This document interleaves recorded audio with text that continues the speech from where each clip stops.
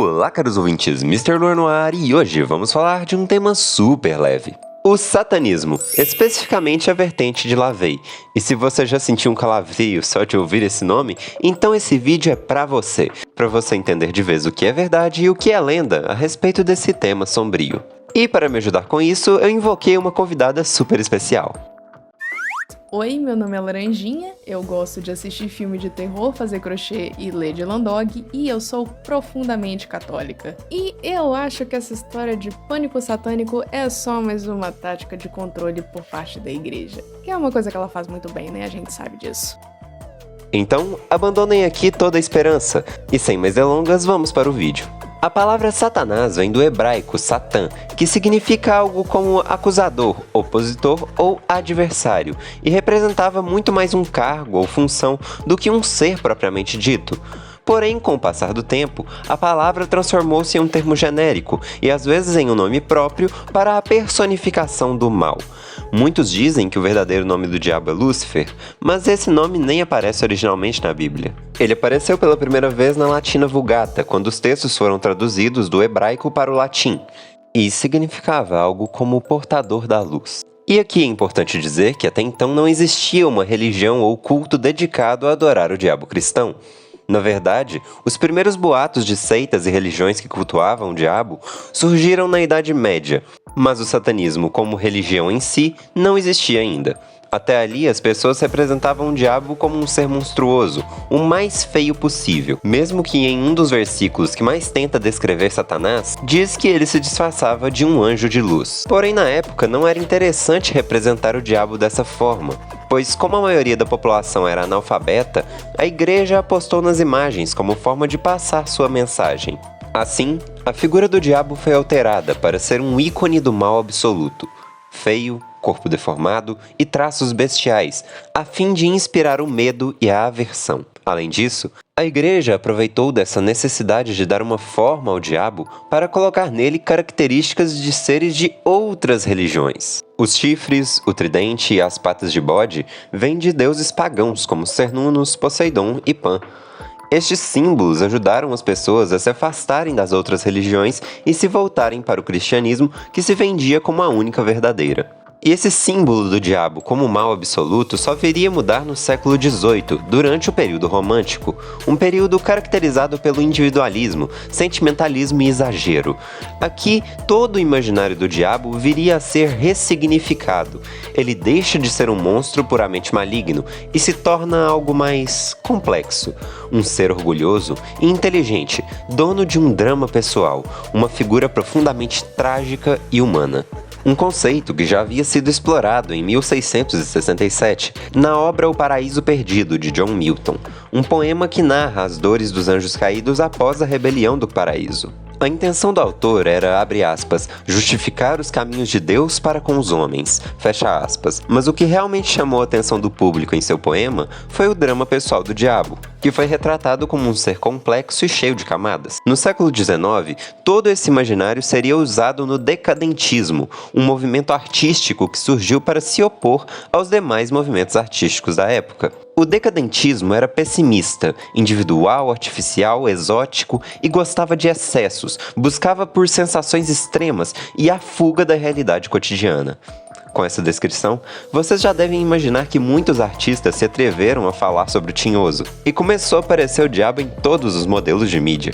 Em 1939, Edgar Allan Poe publicava O Diabo no Campanário, onde ele aparece como uma força de mudança em uma cidade com tradições ridículas. Em 1847, Alexandre Cabanel expõe no Museu de Fabre o quadro O Anjo Caído, onde Lúcifer já pode ser visto com o sentimentalismo do período, o que ainda assim não poupou o pintor de receber duras críticas. Na filosofia de Mikhail Bakunin, o diabo é quem liberta o mundo, sendo o primeiro a ousar ter livre pensamento. Nos ensaios de Stanislau, com um sobrenome que eu não vou me atrever a falar, o diabo é um anarquista, com uma filosofia sólida e compreensível. Nos quadros de Felicien Hobbes, o diabo e o pecado eram sensuais, e aqui também ocorre a perversão de símbolos cristãos. Esses três últimos exemplos já contêm conceitos que vão ser utilizados no satanismo moderno. Nesse ponto, o diabo já não representava mais só o mal absoluto, ele havia se tornado um símbolo de oposição e rebeldia.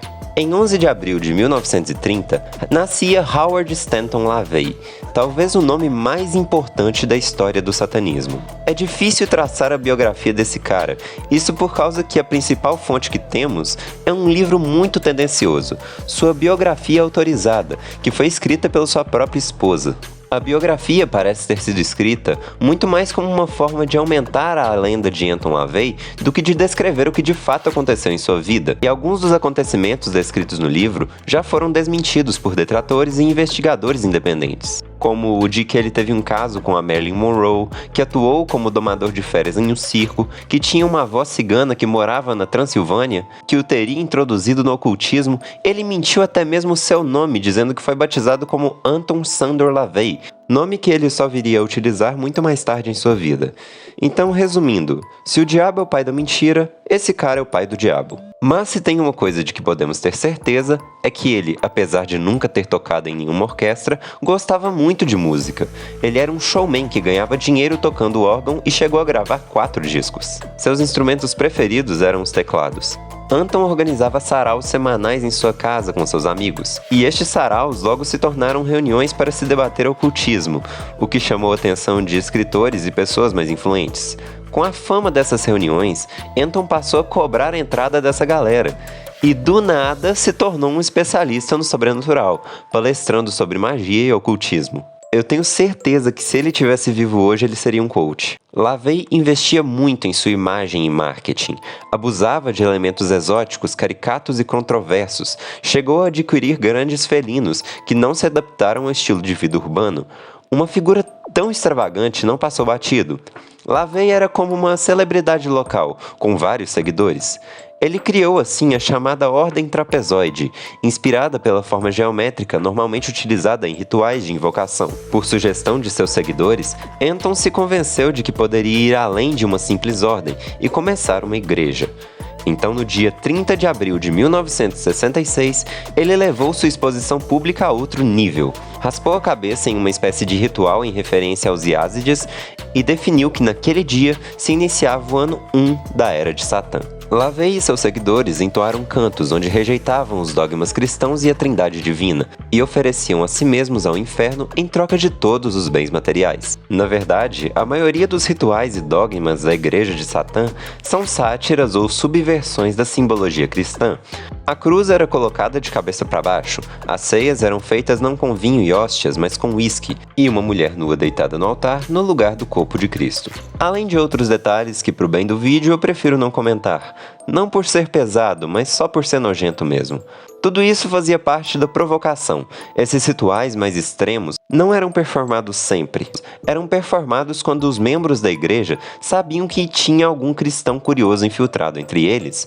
O objetivo era fazer com que o penetra se espantasse e contasse aos outros cristãos das perversões e heresias que aconteciam por lá. O medo foi a principal propaganda da Igreja de Satã, que funcionava como uma igreja mesmo. Eles faziam de tudo: batismos, cultos, funerais e até casamentos. O primeiro casamento ocorreu no ano seguinte, em 1º de fevereiro, do jornalista John Raymond e da socialite Judith Casey. O vídeo do casamento está passando aí na tela, e percebam como tudo é exagerado. Os elementos associados ao mal são abundantes, justamente porque a intenção de LaVey era chocar os espectadores. Esse casamento fez com que seu nome caísse de vez na boca do povo, e ele recebeu o apelido de Papa Sombrio. O primeiro batismo ocorreu em 23 de maio de 67, onde LaVey batizou a própria filha, que na época tinha 3 anos. A menina foi louvada como uma bruxa forte, pronta para receber tudo que o mundo oferecia, recebendo muitos doces e um amuleto com o rosto de Baphomet em uma casquinha de sorvete. Baphomet, aliás, não é um símbolo satânico, só foi adotado por eles, por justamente ser conhecido como um. Mas algum dia eu falo mais disso. Um acontecimento triste, mas que eu não posso deixar de comentar, é que após a fama de Anton já estar consolidada, a atriz Jayne Mansfield, que passava por uma fase ruim em sua carreira, procurou o ocultista para ver se conseguia chamar a atenção de alguma forma. Ela então foi batizada na Igreja de Satã.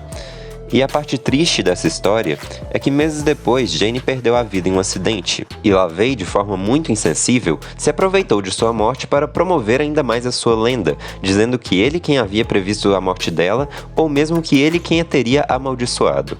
E essa sede de Anton pela estética não acabaria por aí. Após a Segunda Guerra Mundial e o início da Guerra Fria, tudo era palco para teorias da conspiração. E Anton, é claro, se aproveitou dessa onda de insegurança e surfou junto com ela, lançando a Bíblia Satânica, o texto que finalmente organizou o satanismo contemporâneo. Quer dizer, organizou de um jeito muito torto.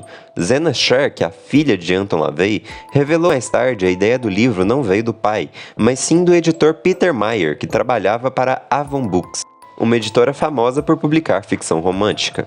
A intenção do editor era lucrar em cima do sucesso do filme O Bebê de Rosemary. Peter sugeriu a ideia da Bíblia para Anton, que reuniu alguns ensaios e textos que deram origem ao documento que faria com que Anton recebesse o apelido de o homem mais maligno do mundo.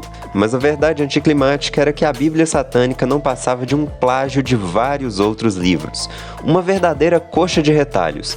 Tinha estudo darwinista do século XIX, ideias ritualísticas de H.P. Lovecraft, frases provocativas e frases clichês que dizem exatamente o que os jovens rebeldes da época queriam ouvir. Mas afinal, o que dizia no livro?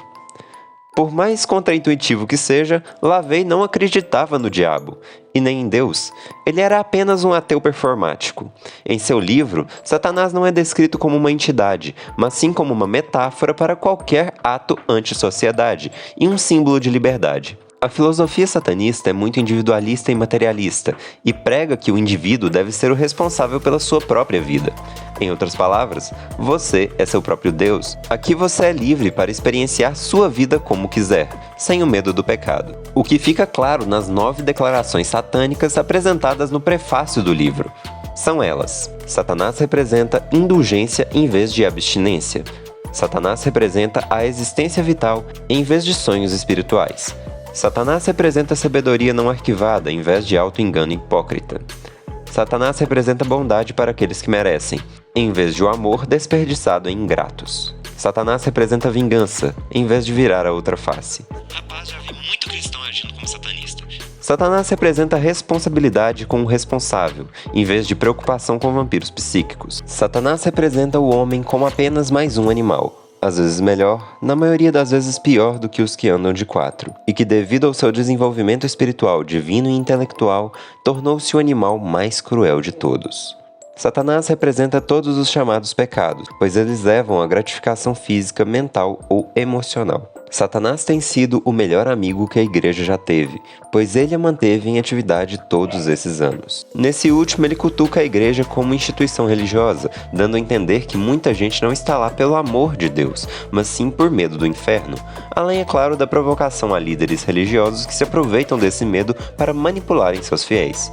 Como já disse, um dos artifícios mais usados para chocar as pessoas aqui era a subversão de símbolos cristãos. Se existia a Bíblia, LaVey escreveu a Bíblia Satânica.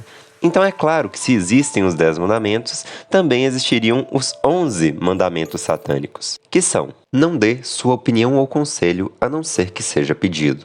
Não conte seus problemas para outras pessoas, a não ser que esteja seguro de que elas queiram ouvi-los. Quando estiver na casa de outra pessoa, demonstre respeito, ou então não vá até lá. Se um convidado em seu lar o irritar, trate-o cruelmente e sem piedade. Não faça avanços sexuais a não ser que lhe seja dado um sinal de acasalamento. Eu tenho certeza que você não entrou nesse vídeo esperando descobrir que os satanistas são contra o assédio. Não pegue o que não lhe pertence, a não ser que seja um fardo para outra pessoa e esta queira se livrar do objeto. Reconheça o poder da magia se você já o usou com sucesso para obter algo desejado. Se você nega o poder da magia depois de ter recorrido a ela com sucesso, perderá tudo o que conseguiu. Não se preocupe com algo que não tem a ver com você. Não reclame de nada a qual você não precisa se sujeitar. Não machuque crianças pequenas. Não mate animais não humanos, a não ser que seja atacado ou para alimento. Quando estiver em território aberto, não incomode ninguém. Se alguém o incomodar, peça-o que o pare. Se não fizer, destrua-o. E é claro, se tem uma antítese dos mandamentos, também tem uma versão dos 7 pecados capitais. Os 9 pecados satânicos são estupidez, pretensiosidade, solipsismo, auto-engano, conformidade do rebanho, falta de perspectiva, esquecimento das ortodoxias passadas, orgulho contraproducente e falta de estética. De novo, a gente percebe como a estética era muito importante para manter tudo isso funcionando. Por isso, Anton sempre fazia aparições públicas e na televisão, sempre daquele jeito todo caricato. Mas ele definitivamente não contava com o que estava por vir. Eu comecei esse capítulo falando do contexto complicado que os Estados Unidos estavam passando na época. Então, vamos entender melhor o que estava acontecendo. Apesar da intenção do Anton LaVey ter sido provocar as morais da igreja, ele mesmo não tinha controle sobre como tudo ia escalonar. Ele chegou a ficar assustado com a velocidade que a coisa descarrilhou, porque o pânico satânico se espalhou muito nas décadas seguintes. Era um período que estava tão delicado e de Guerra Fria, não tinha só o pânico satânico rolando, tinha o pânico vermelho também, envolvendo os comunistas e espionagem da União Soviética nos Estados Unidos. Os Estados Unidos não estavam passando por um momento muito bom moralmente falando, fraga. Então, eles estavam tentando controlar essa cultura subversiva que tinha vindo desde os anos 70 e que estava meio que saindo de controle. Então, eles tinham que achar um jeito de assustar a população a voltar para os rumos certos, entre várias aspas. Então, começaram a implantar essa paranoia na população, que estava com medo, obviamente. Então, qualquer coisa que parecesse minimamente subversiva ou que questionasse a autoridade era automaticamente pintada como diabólica, era uma coisa maligna, era do mal, você não pode questionar. Tiveram essas explosões de casos de pessoas sendo envolvidas em rituais satânicos, só que muitos desses depoimentos não eram consistentes entre si e as investigações muitas vezes não levavam a lugar nenhum. O que acontecia era que essas pessoas estavam sendo influenciadas por outros relatos e a coisa acabou virando uma bola de neve. Muitos desses relatos envolviam coisas até muito pesadas, crianças, animais, sacrifícios, coisa que o próprio Anton LaVey era contra, como ele conta no próprio livro dele. Isso resultou em uma histeria coletiva completa entre a população, principalmente nos Estados Unidos, e ela se propagou com tanta velocidade graças ao livro Michelle Remembers, escrito pelo psiquiatra canadense Lawrence Spetzer, relatando as experiências do tratamento da Michelle, que era uma de suas pacientes, e que em algum momento da existência acabou virando esposa dele, e só daí dá pra você questionar bastante qual que é a ética desse cara enquanto psiquiatra. Nesse livro, a Michelle relata sobre supostos rituais satânicos que ela teria sido obrigada a participar enquanto ainda muito criança, como beber sangue, realizar sacrifícios e participar de orgias para invocar o próprio diabo. Isso não foi muito difícil de ser desprovado depois, já que estava matriculada em alguma creche nesse momento e não existia registros de ela ter faltado tanto tempo assim da aula para ser suspeito de estar fazendo alguma coisa, além de que a própria família dela já desbancou isso também. Não é tão diferente assim de algumas coisas que a gente viu aqui no Brasil. Talvez não numa proporção tão parecida, mas a gente pode lembrar daquele caso lá do RPG em Ouro Preto, cidade vizinha aqui de Belo Horizonte. Além de supostos ex-satanistas dando entrevista em podcast ou pregando em igreja evangélica e relatando assim os absurdos, as coisas mais criminosas, ao invés de fazer uma denúncia no Ministério Público ou ir direto na polícia para falar alguma coisa. Por causa do sensacionalismo, o livro Michelle Remembers foi um sucesso de venda. Foi um best-seller que ajudou a propagar muito essa onda do pânico satânico, apesar de a história ser inventada e ter muitas contradições, algumas coincidências assim quase absurdas e mentiras mesmo. Ela calhou muito bem com o que estava acontecendo nos Estados Unidos na época. Eles estavam passando por um período muito delicado de uma crise moral e o diabo era o símbolo perfeito para eles despejarem todos os problemas, achar alguém para culpar. Afinal, é muito mais fácil admitir que tudo de ruim que acontece é culpa do demônio do que procurar se informar e buscar as causas reais dos problemas, que tendem a ser bem mais complexas do que as pessoas querem acreditar. Ou simplesmente não são o que as pessoas querem acreditar. Elas só não não conseguem admitir os próprios erros e perceber que, eu fiz merda, não, eu não fiz merda, o diabo mandou eu fazer merda. E com a mídia observando tudo isso, eles chegaram à brilhante conclusão de que a culpa desses escândalos envolvendo o satanismo era dos jogos de RPG. Além de programas de televisão, que a televisão tá fazendo lavagem cerebral nas crianças e que não é seguro mandar seus filhos pra creche. E muitas dessas instituições que ajudavam as famílias, porque nessa época, né, acho que foi os anos 80, se eu não me engano, as mulheres já estavam ingressando com força no mercado de trabalho e o divórcio já era um processo mais acessível, então muitas dessas mulheres eram mães solteiras e mandavam seus filhos pra creche. E aí, de repente, começa a chegar essa mutueira de denúncia falando que as creches estavam fazendo ritual satânico com as crianças, e aí você fica como? Meu Deus, eles vão machucar meu filho. Então, muitas instituições, muitas creches, escolas infantis acabaram indo à falência por causa dessas acusações infundadas. Então, apesar do pânico ter sido bastante desproporcional comparado ao perigo real, que honestamente não tinha, ele também influenciou para que vários casos criminais ocorressem e cultos que se declaravam satânicos, mas que não tinham relação com o templo de Satã fundado pelo Anton LaVey, né, o satanismo laveísta, propagassem e carregassem esse título apesar de não seguirem os fundamentos da igreja criada pelo Anton LaVey. E falando no Papa Sombrio, o que aconteceu com ele durante esse período? Para conter a popularidade de sua igreja, Anton passou a fazer um processo de seleção para novos membros, além de vender diplomas de sacerdócio. Alguns membros mais antigos não gostaram das mudanças, saíram da igreja de LaVey e criaram seus próprios cultos. Sua instituição estava fora de controle e havia se tornado algo muito maior do que ele. LaVey não contava que o satanismo iria atrair fanáticos que distorciam a filosofia e as lições da instituição, e que podiam ser capazes de cometer absurdos em nome de uma entidade superior, coisa que, sejamos sinceros, acontece em qualquer religião. Nessa situação, Anton decidiu dar um tempo disso tudo. Passou 20 anos sem celebrar nenhuma missa sombria. Suas filhas e esposa passaram a assumir palestras e cultos em seu lugar.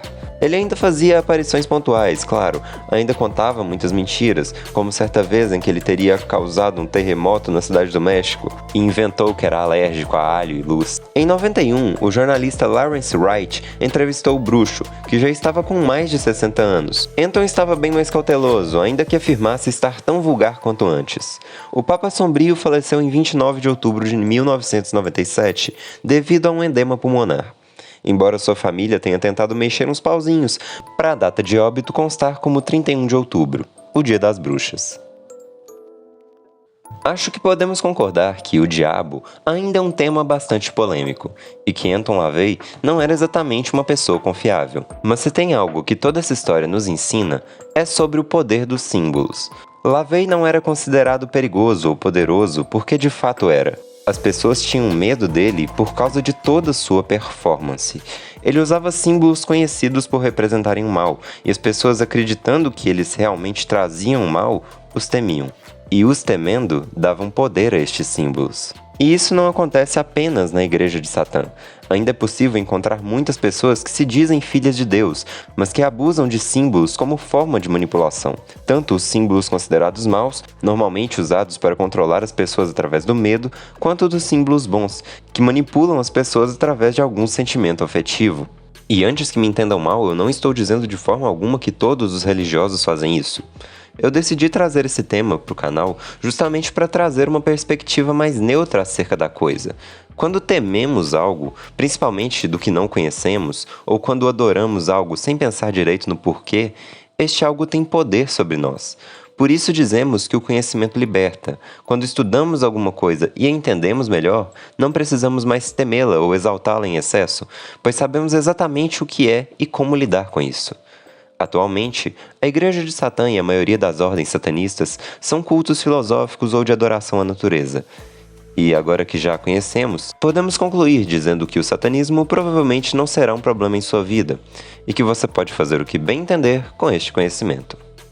Muito obrigado a todos que assistiram até aqui, muito obrigado Laranjinha por aceitar participar deste vídeo, bebam bastante água, as fontes como sempre vão estar na descrição, e até o próximo vídeo. Bye!